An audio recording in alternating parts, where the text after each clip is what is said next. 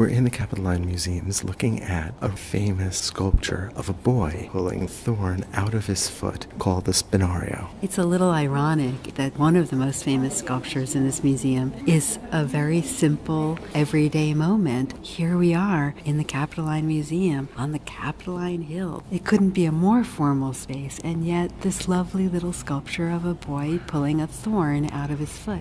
It's this moment caught in time, and it's so tactile. It's an experience that I think we all remember, something caught in our foot. So we have this nude figure who's just reaching down and intently focusing. And you feel that concentration in the bend of his neck, in the curve of his back. And the way he pulls his left leg over his right. We're not sure about the origin of the sculpture. It may be Hellenistic Greek, it may be a later Roman copy, but we know that it was copied over and over again, especially in the Renaissance and after. It was used as a model for Brunelleschi in the competition panel for the baptistry doors. This was much beloved by Renaissance artists, also by Baroque artists who were interested in that idea of capturing a moment in time. His attention focuses our attention. I move around the figure to look at the bottom of his foot, to see his fingers wrapping around the thorn. And there's a real delicacy in the handling of his face, and especially of the hair that frames his face. For the simplicity of the action, the pose is incredibly complex. The turning over of the foot to make the bottom of his foot face upward. And I love the delicacy of the unharmed foot. Well, he can't go on. He can't get up and walk until he's removed this thorn from his foot. He's stopped dead in his tracks. This is such a perfect example of the late Greek style that we call the Hellenistic, that has gone beyond the heroic and beyond representations of gods and goddesses, and is interested in the everyday, in the familiar, in the intimate. And we're not used to seeing bronzes. Most of the sculptures that we see as we walk around this museum or any museum showing ancient Greek and Roman art is going to be filled with marbles, mostly later Roman copies. So it's really special to have this.